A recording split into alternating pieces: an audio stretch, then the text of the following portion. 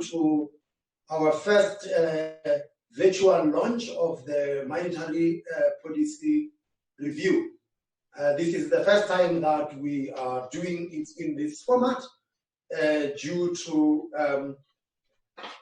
COVID-19 and the fact that we must practice, all of us, social distancing. Most of the staff of the Reserve Bank are working remotely, and only the most essential ones are still doing some work in the office. I think that MPR becomes important in a number of ways. Firstly, is that it takes place in an environment where forecasting has become nightmarish because there are so many moving parts that are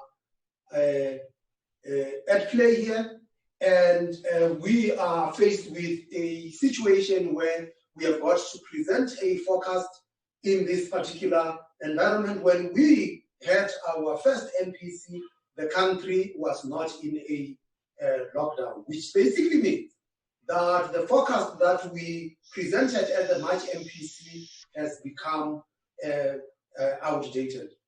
We had to take the kind of action that we had taken from the monetary policy side. Firstly, because we had the monetary policy space, inflation was contained, but also the MPC of March took place in an environment where South Africa had just gone into a technical recession. And the day after the MPC, we took further steps which had been under consideration for some time, for at least 2 weeks prior, where we got an indication that there was some dysfunctionality that had started to creep into the South African financial markets. And we then took the steps to extend the Repo facilities that we have. We introduced an extra Repo window in the afternoon, in addition to the supplementary, in addition to the final Repo that we avail for the banks to square off their positions at the end of the day. We also at the same time announced that we would actually be going into the bond market, where we had identified that not only have the dysfunctionality set in, that there was a drain of liquidity to the point where very small amounts could actually move yields in a significant way. So we provided the Repo facilities. We now can provide repos up to 12 months.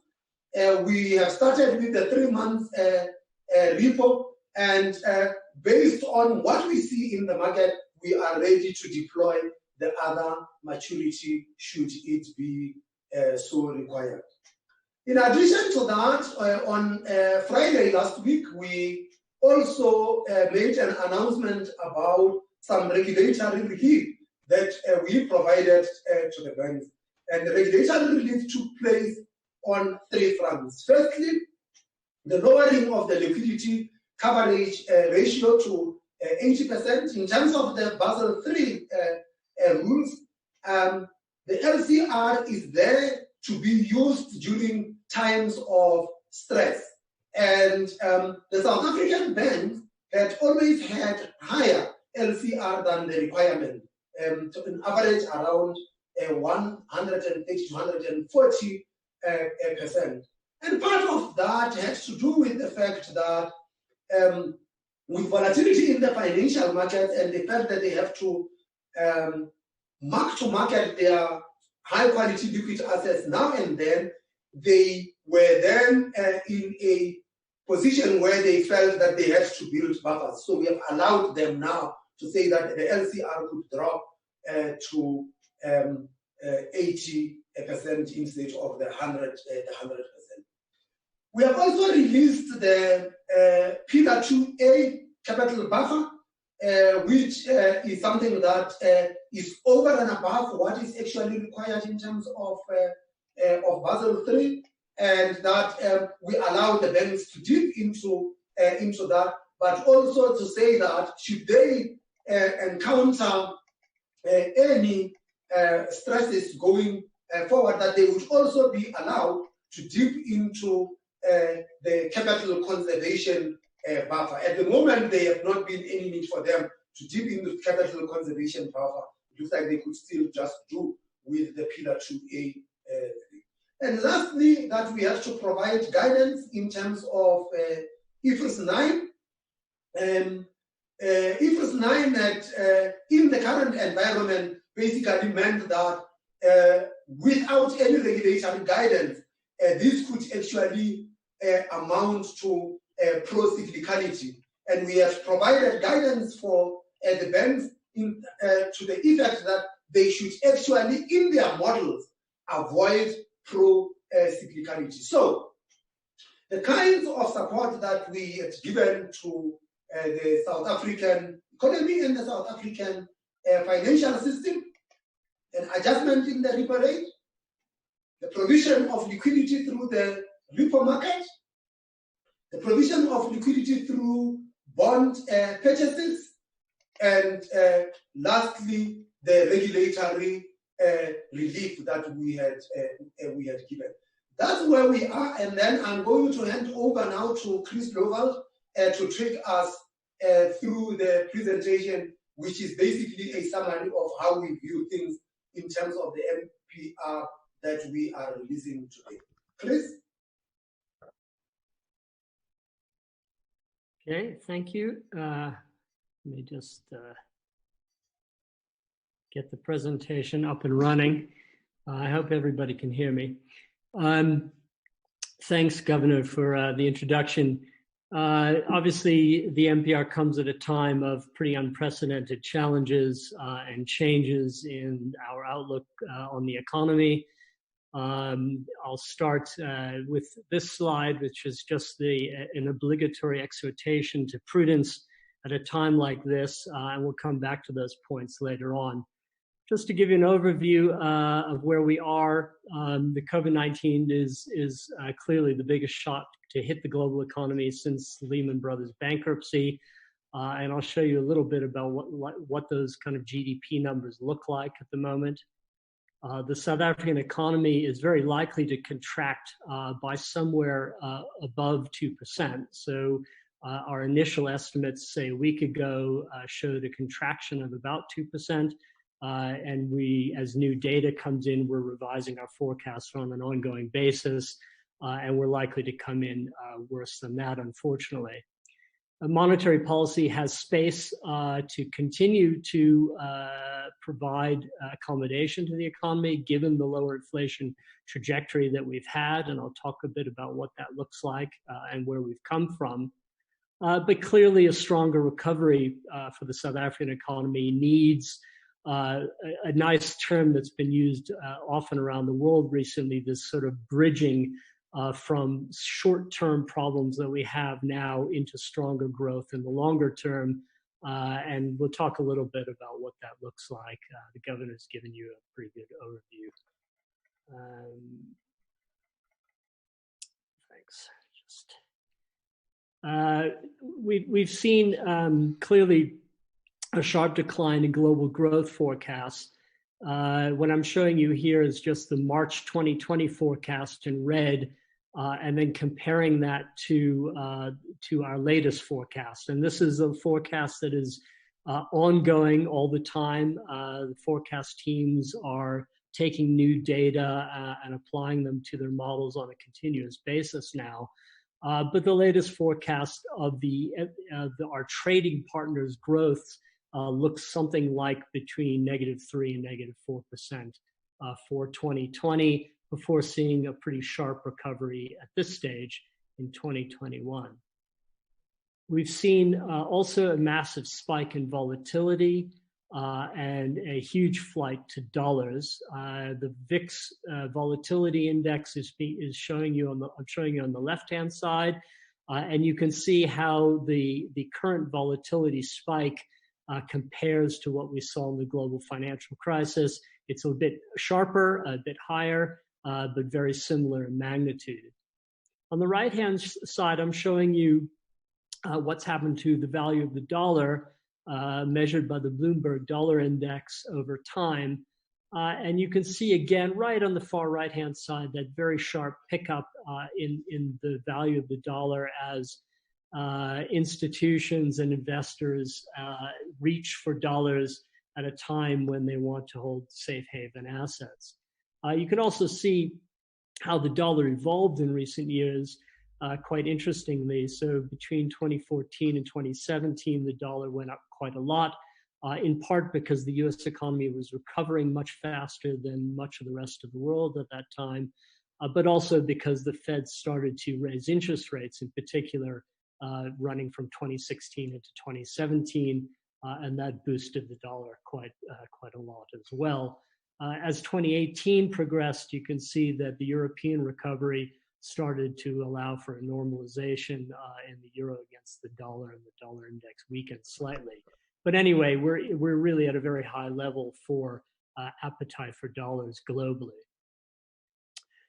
So what are central banks doing around the world to respond to the COVID-19 shock?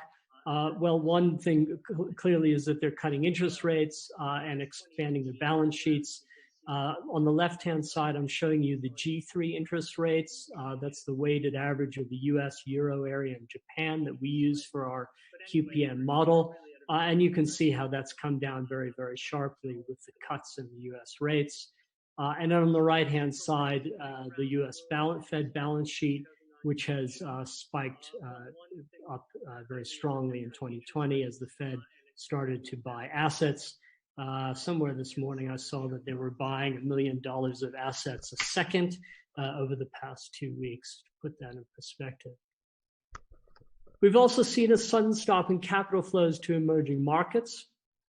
This data includes China, and you can see how over quite a few years since the global financial crisis, the emerging market universe was experiencing some reasonably good inflows all along, really, until about 2017, when these things started to weaken quite a lot. And then as 2020, we entered 2020, the flight to safety and safe haven assets emerged very strongly. And you can see that that's about a $70 billion of outflows out of emerging markets. I think the South African number is probably about $6 billion at this stage. The good news, I suppose, is that emerging markets have more policy space available now to respond to these kinds of problems than they might have a little while ago. On the right-hand side, I'm showing you the emerging market inflation. It's an unweighted average of the countries below there. It includes China. And you can see how emerging market inflation was ticking over at around 4 to 4.5% through that post-global financial crisis period running from 2010. And then from about 2016 on, there was a quite clear noticeable deflation or disinflation of emerging market inflation rates. You'll see South Africa's just now. South Africa stayed up around the 4.5 level, but we were at a higher rate before that. So we also experienced some disinflation in tandem with other emerging markets. But you can see how that overall emerging market inflation rate came down to about 3%, and that deflation or disinflation enabled emerging markets across the board to cut rates, and we're seeing that on the left-hand graph, where we just show you the changes in basis points by a range of countries since the 31st of January. Turkey has cut the most. South Africa, Peru, Czech Republic have all cut by about 100 basis points. This is since January, so it doesn't include the January cut. And then you've had some pretty big moves by Mexico, India, Brazil, Chile, and other countries as well. Moving to South Africa, you can see here that our inflation rate is also lower. So the point I made on the previous slide just about South Africa's inflation rate following the same kind of trajectory as other emerging markets is clearly evident here. So in that sort of period between 2011 running up to 2016, 2017, you had inflation coming out at around 5.5% to 6%. You had the very sharp oil price drop in 2015, 2016, which contributed to headline inflation coming down strongly there before picking back up. But then we've also had this really good moderation of inflation coming down to that midpoint of the target at 4.5%. And in fact, even undershooting that midpoint over the course of much of the past year. And our 2020 inflation rate at this stage looks like it's going to average about 3.8%. We've had a bit of a pickup to 4.6%, largely due to petrol prices. Expectations are better anchored, close to the 4.5%, something we've talked about a lot for the last couple of years. And obviously that is a very pleasing view because it says something about households and firms' expectations of inflation into the future. This is 2-year ahead inflation expectations, and that's positive for our trajectory for inflation. There's been a collapse in world oil prices, which also helps to push down on that inflation rate. I'm showing you the evolution of the crude oil forecasts and the petrol inflation forecasts for South Africa in the left and right-hand graphs respectively. So if you look at oil on the left, you can see that at the time of the previous MPR, that dark blue dotted line, you had an oil price sitting at about $65 a barrel. That came down very, very sharply for the March forecast, all the way down to about $35 a barrel. But the current oil price, well, it's bumped back up again, but it has ticked down below around $20 a barrel for a couple of weeks now. We'll have to see how this goes forward. If we judge by the latest forecast, that light blue line's trajectory, our March forecast probably isn't so bad, and there isn't too much risk coming from the oil price there. The translation to petrol prices is on the right-hand side. Again, the same kind of trajectory, much sharper deceleration in petrol prices than we had expected not very long ago. Weak demand also remains disinflationary. I'm showing you again the previous MPR, that's the blue line, compared to the March 2020 forecast. When we update our forecast for the next MPC, we will probably see another output gap expansion below that red line, and that will, of course, pull down, all else equal, on the inflation rate going forward in our forecast. The exchange rate works in the other direction. It's adding to inflation. Here I'm showing you again the previous MPR and relative to the March 2020 forecast, as well as the blue line, which is that's our evolving kind of forecast sense given the currency movements that we've seen lately. So this is not necessarily a forecast that will stand for the next MPC meeting, but it gives you a sense of the magnitude of the currency depreciation that we've seen. And that will play some role, certainly, in adding to inflation pressures going forward if that forecast materializes. We've been lucky. Pass-through to inflation has now been lower. What I'm showing you here is over very long periods of time, going back really to the mid-1990s, how the Rand per dollar nominal exchange rate has moved at various times of crisis, and that's in that upper part of the graph, and the spikes, and we've labeled the different crises periods, 1998, 2001, 2008, 2015, 16, and then 2020. And then compare that to what's happened with the actual repo rate on the bottom part of the chart. And the point about a policy framework like inflation targeting is it's meant to do exactly what you see here. It's meant to build credibility of the framework over time, and to convince households and firms that when there's a big exchange rate shock or other type of inflationary shock, the probability of inflation after that shock going up very high is lower. And what that means is that the repo rate doesn't have to move as much. I mean, this is a classic kind of view of what happens when you get a good monetary policy framework in place. over time those repo adjustments go down, and we've seen that very neatly on the right-hand side of the graph with the later RAND shocks playing themselves out as very, very minimal repo adjustments. Oops, I'm going in the wrong direction. Yeah, sorry. Import prices are also deflating, so not everything is about pass-through.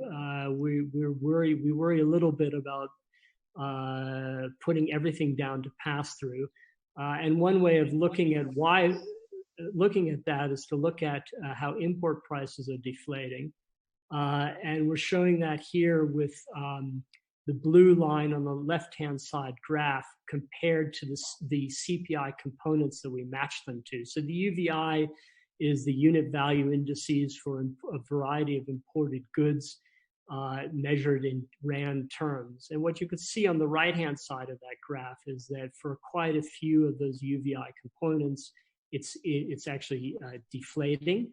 And if you took out certain types of components, you would get that blue line would be even more moderate.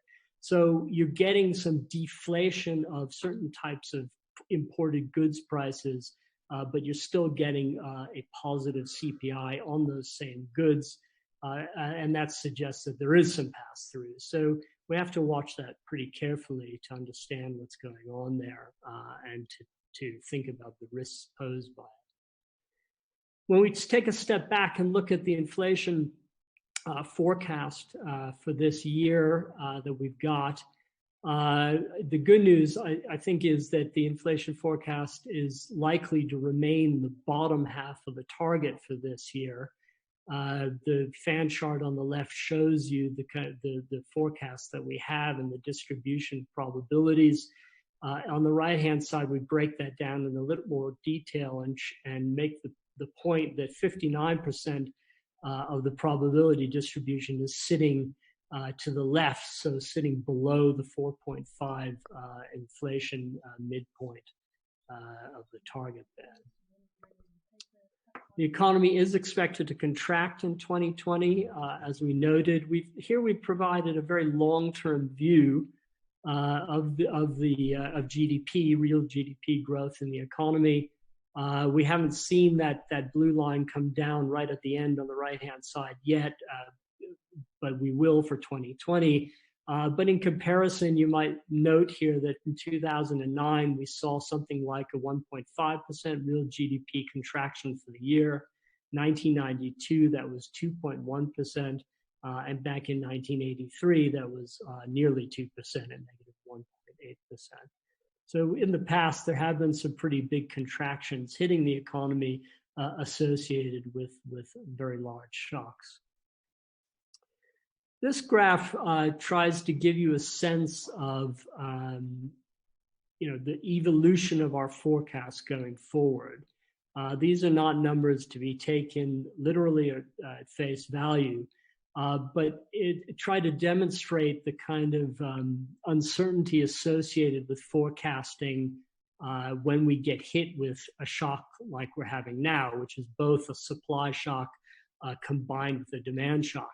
This graph, we're just trying to show you a kind of illustration of what 21 days of shutdown might look like from a purely supply side point of view on 2020 growth. So we make a variety of assumptions about what happens in each of these sectors and how much of a negative growth or a zero growth do they actually exhibit over those 21 days. There's a lot of detail behind this, but it just gives you a sense of the kind of growth shock that you could get. So that's negative 2.6% for a level of real GDP over the course of the year, just by having 21 days of shutdown with different assumptions made about how that 21 days impacts across all of these different sectors that we've outlined here on the right-hand side. Again, these kinds of numbers are very uncertain and will move around a lot.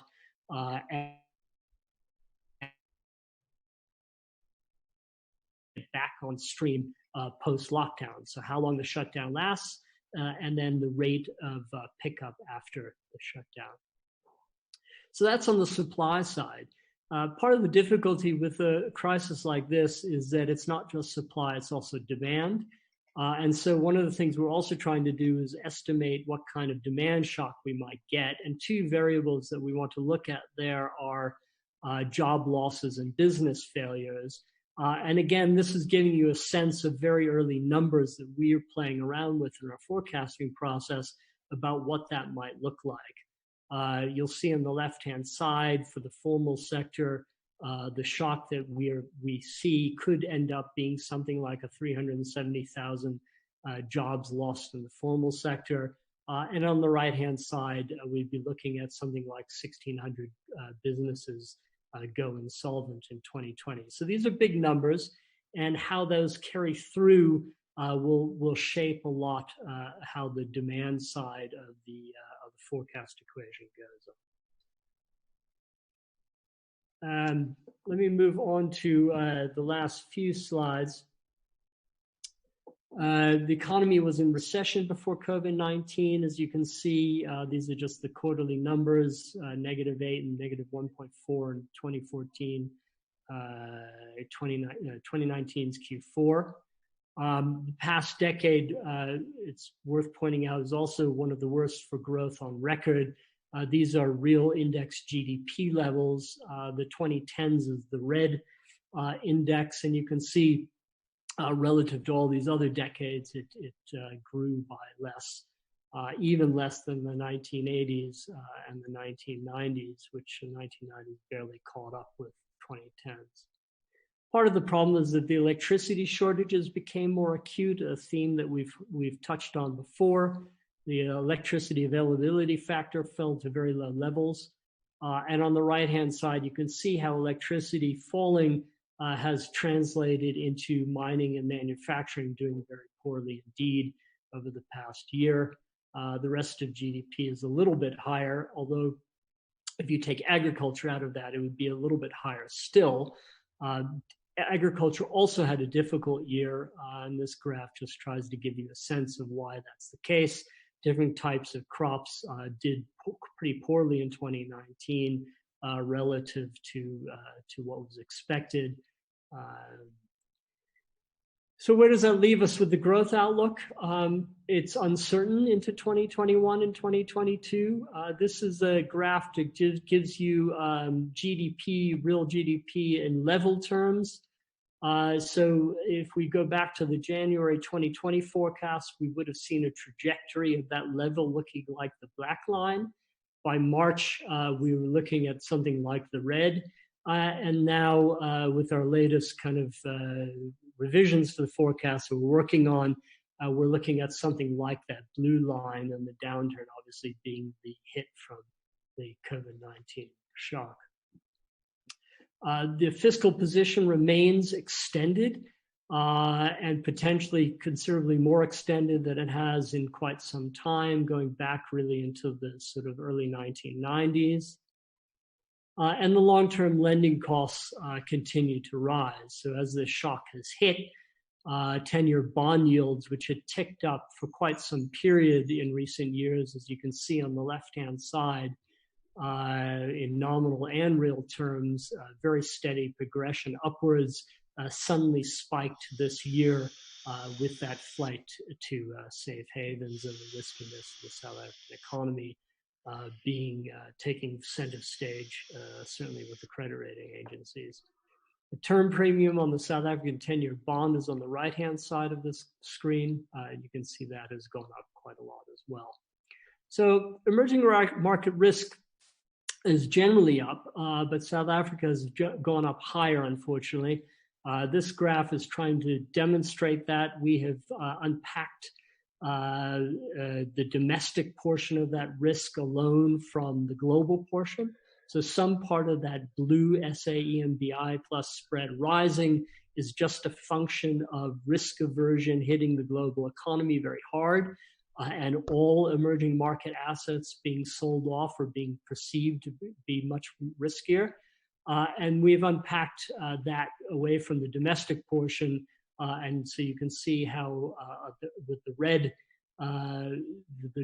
component of the EMDI also generating a higher risk perception. The yield curve, if you kind of add all together all those last three graphs I've shown you, is now very steep. This is on the third-year bond compared to the two-year bond. Over time, that's yield curve's steepness has accelerated in line with that increase in the long-term yields. And all else equal, that tends to weaken the policy impact of trying to get growth going in the short term. The repo rate is down to 5.25%, its lowest rate since 2014, and you can see here very clearly the trajectory of the repo rate over time, and it's ticking down in response to weakening growth outcomes in the latest period. So what has that done? Well, one thing it's done is it's freed up some cash for households and businesses. We worry quite a bit about the impact on growth because your interest rates are normally thought of as having a pretty good impact on growth when conditions are appropriate for households and firms to continue borrowing. We're not sure how that's going to play itself out this year for obvious reasons. But we did try to do a bit of a back of the envelope calculation of what it looks like for households and firms when that interest rate got cut by 100 basis points. And our very rough estimate will show you that it puts out about 32 billion Rand back out of banks and into the hands of firms and households to help certainly with cash flow issues.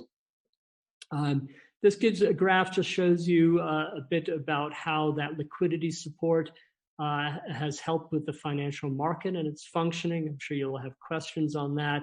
But the basic point here is that liquidity support did help to deflate the rising bond yields that were escalating for a few days in March. The x-axis is days of March, just so you know. So the graph that I'm showing you here is just how that long-term bond yield picked up very steeply in the middle of the month, and then what the short-term impact of the liquidity support provided. So let me conclude. COVID-19 is a major shock to an already weak economy. Monetary policy space has certainly opened despite currency weakness, and we think that's a positive. Hopefully we can help continue easing the cost of adjustment and bridging to recovery. But broader reforms are probably crucial for improving the long-term growth trajectory of the South African economy. Thanks.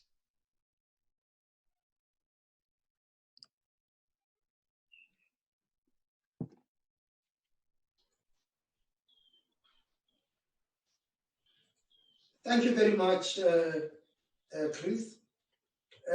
Obviously, because we are not in the same room, you guys couldn't field the questions. So we had improvised. We asked you to send us a list of questions that you might want to ask, and we will deal with the questions that were sent in writing, and then after that we will take any follow-ups from those questions that had been raised.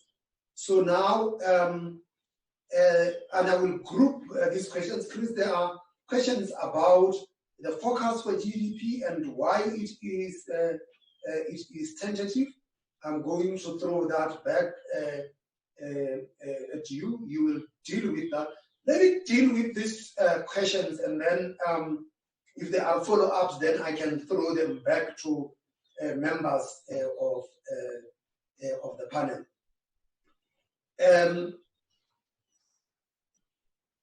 Renee had asked a question, Chris, about our calculations of the impact of the 21-day lockout. I want you to deal with that as well, together with the forecast question. There was a question about what we say in the MPR about the possibility that the deficit could exceed 10% of GDP, and as to whether this thing refers to the fiscal year. Yes, it refers to the fiscal year 2020, 2021. Obviously, this is a very early estimate. It's just based on if the same thing that we have seen happening with expenditure stays in the system, and the fact that GDP would contract and revenue would come down. So a combination of all of those would lead to a higher deficit. What that deficit would be, we cannot quite pinpoint it at this stage because we do not know the extent of the lockdown. Suffice to say that we expect that the deficit will be higher than what was initially announced. If there are any spending revisions, that's for the guys up the road to deal with. And there's this favorite question that keeps on coming all the time about whether we have considered moving to monthly meetings. No, we have not considered moving to monthly meetings. We, however, continue to watch the data, and if the data is such that we might end up having to meet earlier, we could meet earlier. There is nothing that stops us meeting earlier, but we are not switching to monthly meetings. There were then questions about international facilities, about the fact that the Fed had made available a repo facility, and whether we think that the SARB qualifies for such a facility. Our initial assessment is that we would qualify for such a facility. This is not free money. It is based on the holdings that the central bank has with the Fed, and what this offers is that you could actually pledge those securities that you have with the Fed as a collateral in return for a facility. This is supposed to be market stabilizing. It's supposed to be market stabilizing because what we have seen since the COVID breakout is that central banks have been liquidating their assets to access dollar liquidity.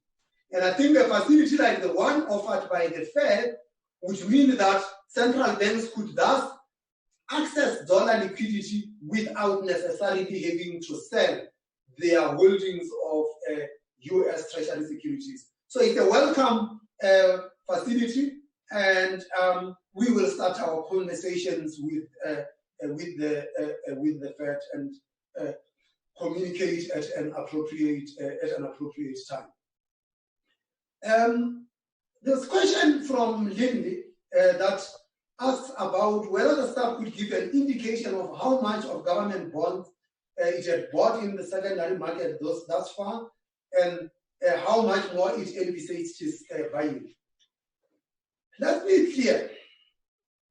The reason why we entered the bond market to buy government bonds was not because we are trying to drive the yield curve. Neither was it done because we want to fund government. Actually, the reason why we entered the bond market was because, as I said in my earlier introduction, that when we saw a dysfunctionality in the market, we felt that as part of our mandate of having a functioning financial system, we were duty-bound to make sure that we continue to have functioning financial market. Why is this so important for a central bank? Remember that the implementation of monetary policy is through the financial markets, and thus impacting on the interest rates in the financial markets and eventually what households and firms end up paying in terms of interest rates. So,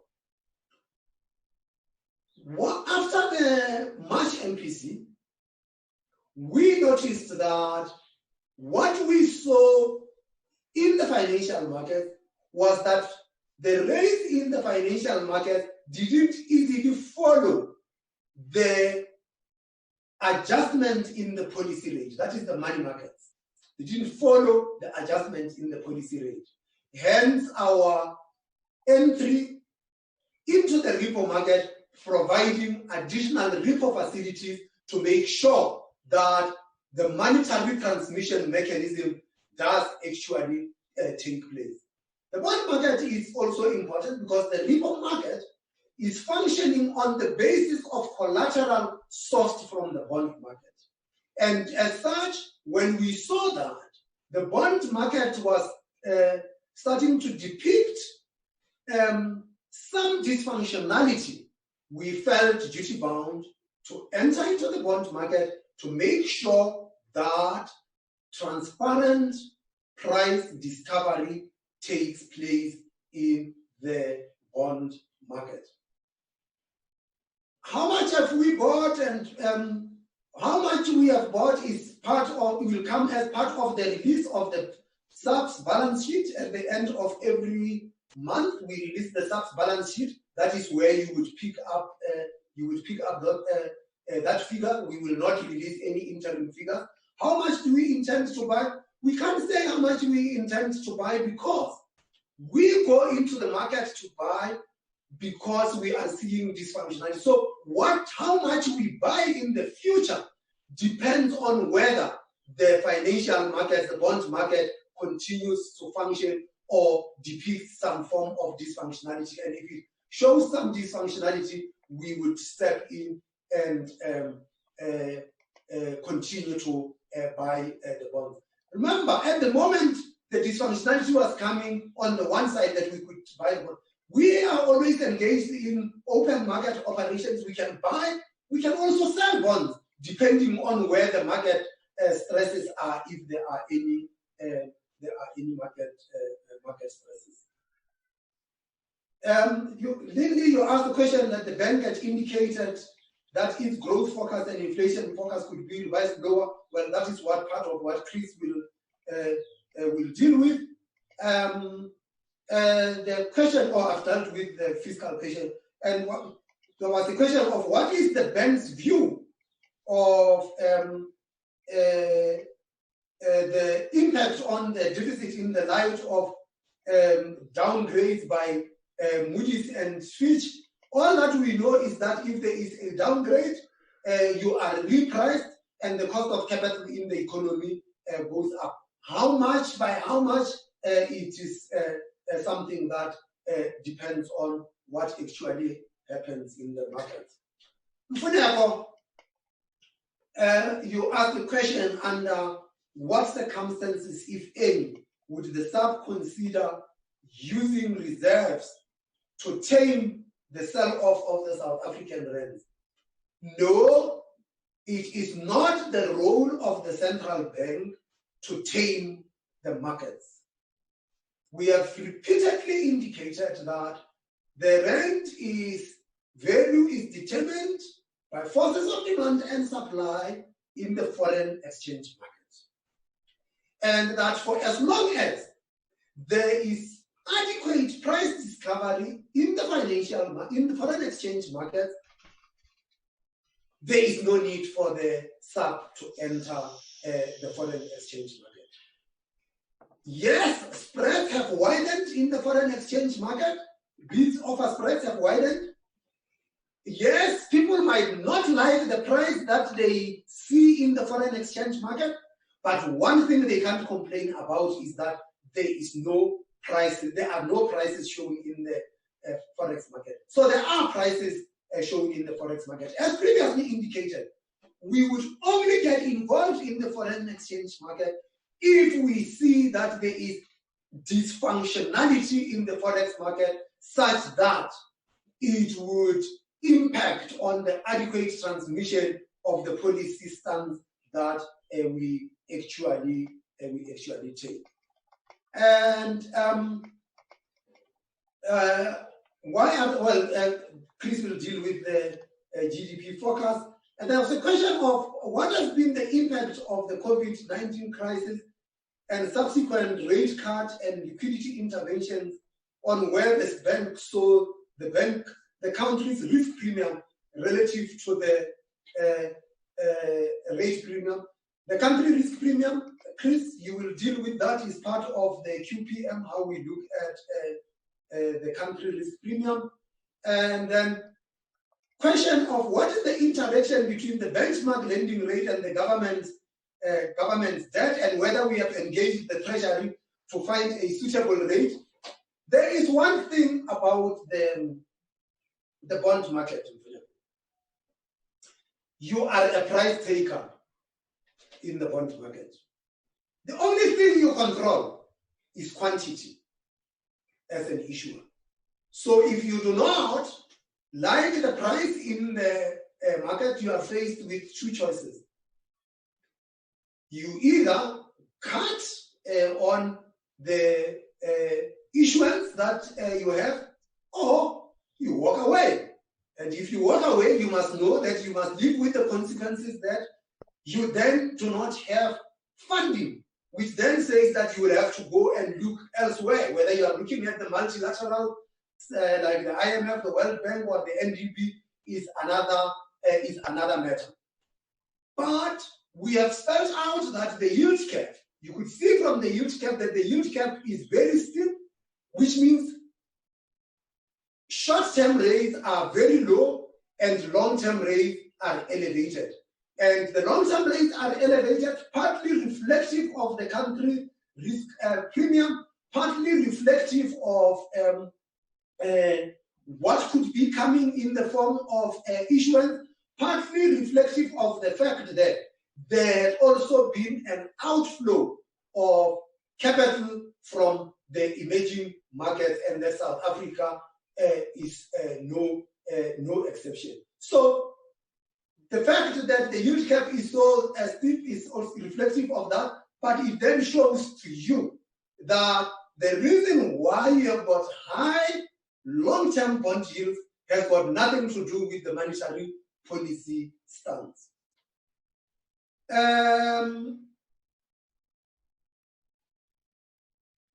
The last question was whether the buying of bonds had yielded any desired results and how we measure that. As we have said, our desire is to see a continuing functioning market with adequate price discovery. As things stand, it looks like there continues to be price discovery, and that is where we would leave it. And as I said, our entry had nothing to do with trying to influence where the bond yields are.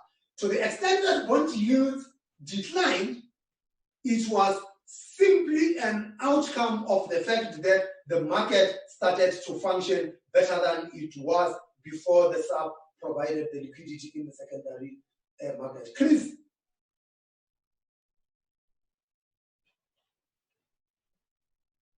Okay, thanks, Governor. Look, I'll try to deal with all the growth questions, forecast questions in one go. Let me just say that everything is very tentative for the obvious reason that the data that we base our forecasts on is always behind the curve. So you will have seen the PMIs from last week telling a kind of story that isn't up to date with what we think is happening during the lockdown.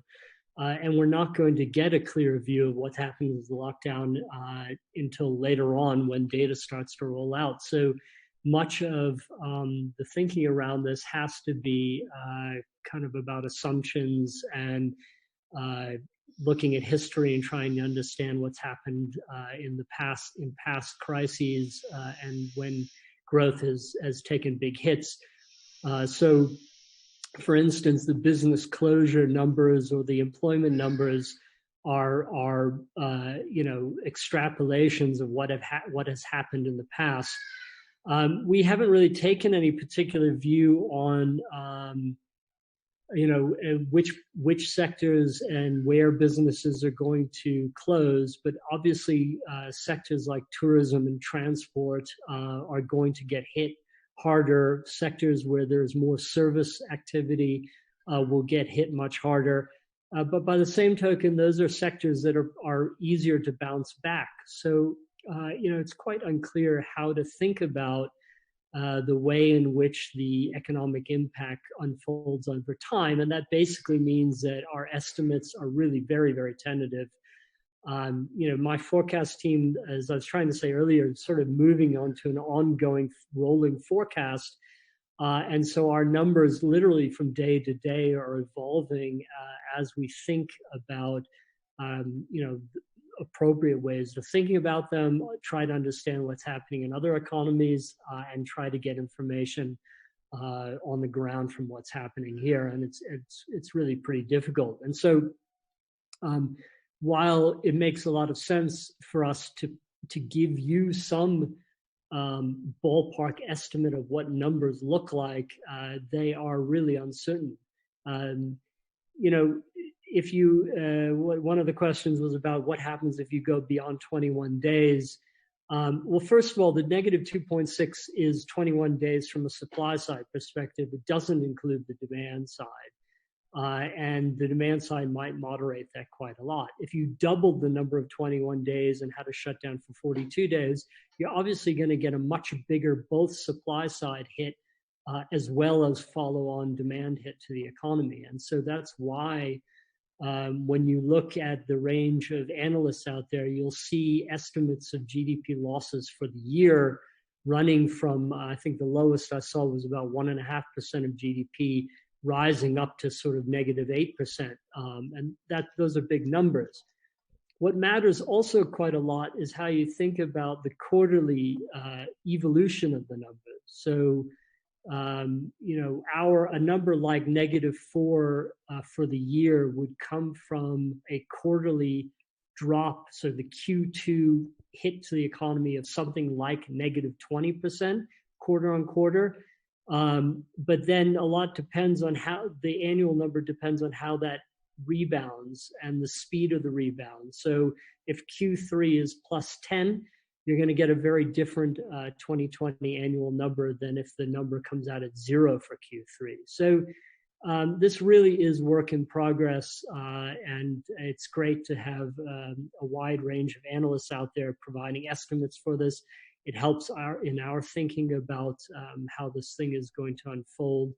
A lot also depends on just the policy reactions to things. So, if Treasury spends more money with fiscal policy, the ways in which the private sector reacts to the slowdown matters a lot.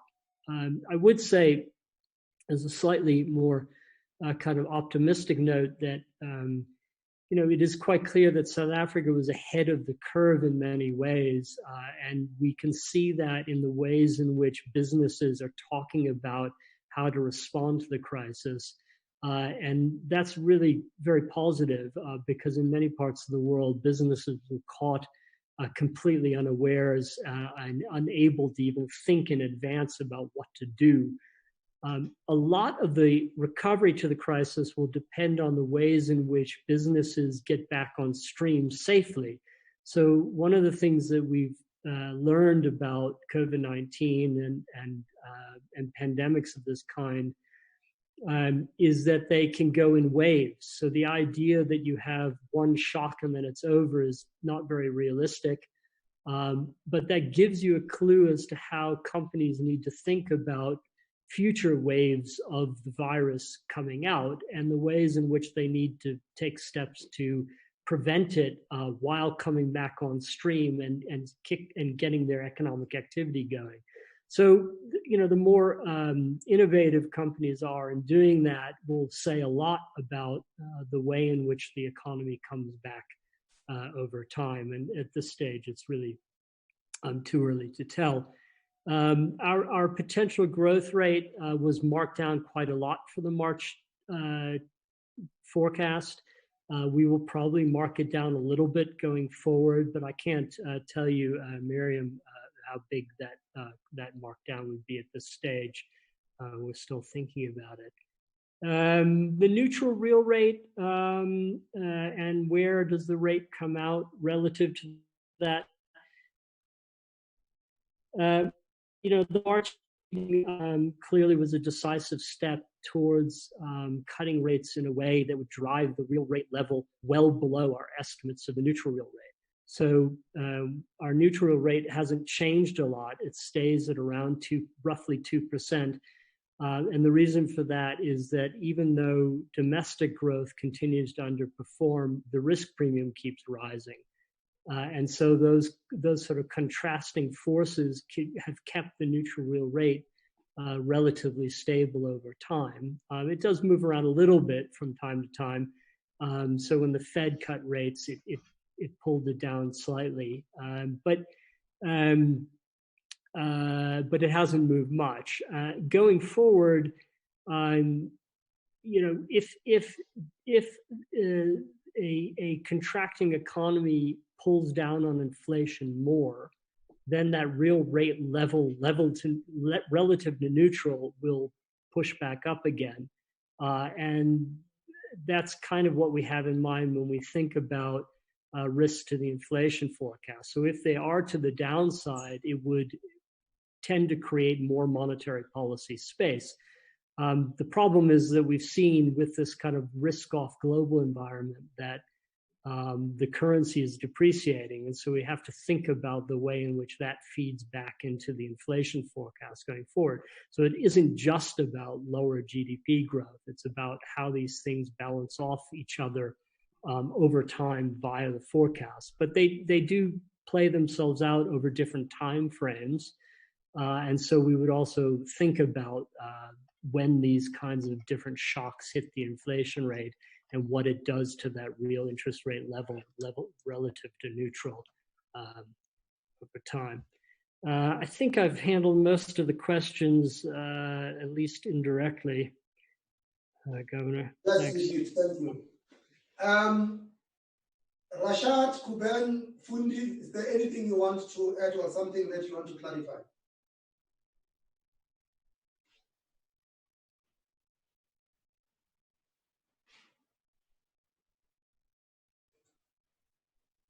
I see your microphones are muted. Are you going to all say no, or are you going to just keep quiet and I will say silence is consent?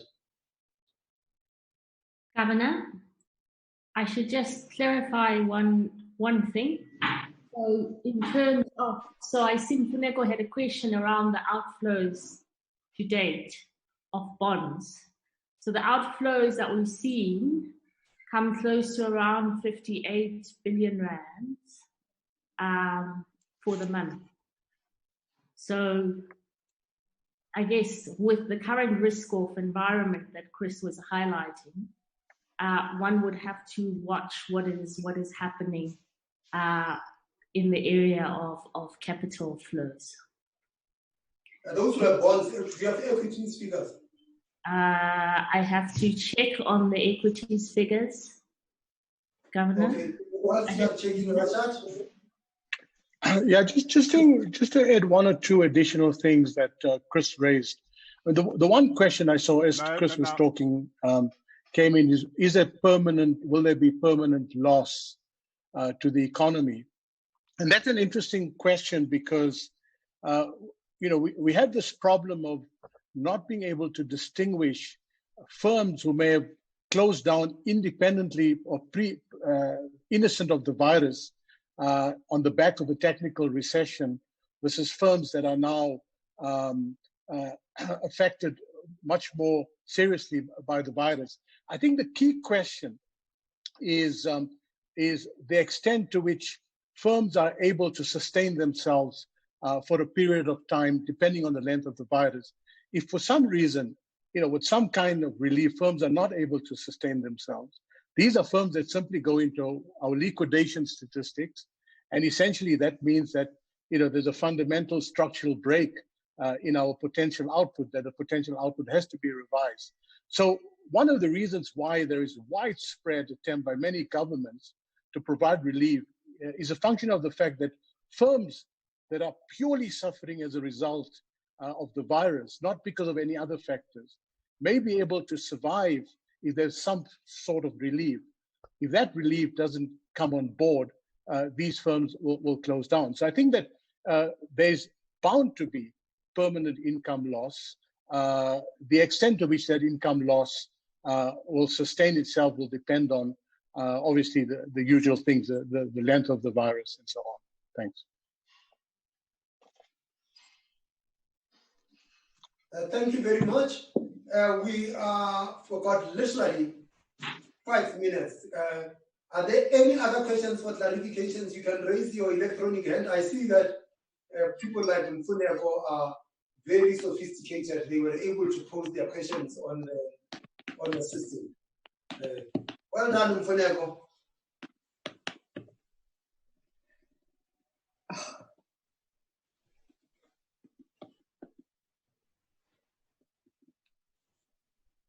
Okay, I see Miriam.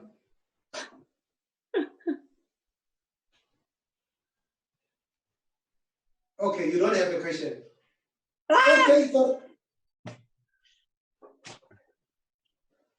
I don't know how to ask a question. You are live. Go ahead, Miriam. Oh my goodness. Okay. I was wondering, given that we've seen massive bond outflows already, what sort of outflows do you expect when we drop out of the World Government Bond Index at the end of April? Thank you very much. Any other question? Okay, thank you. So, Miriam, the answer will not be much different from what I provided in the past. We don't know whether the outflows that we have seen recently were front-running the fact that we are going to fall out of the index, or they were simply part of the emerging market route. So it's very difficult to then say how much more do we still expect to flow out.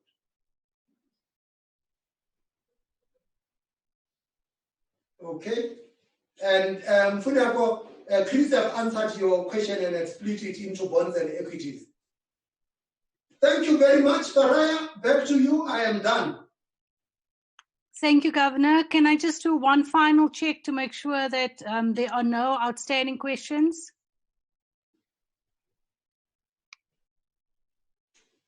Thank you very much, Governor and panel. Thanks to the media. We hope that you found the press conference fruitful. If there are any other questions beyond this, please be in touch with Zianda or myself. Thank you very much. Bye-bye.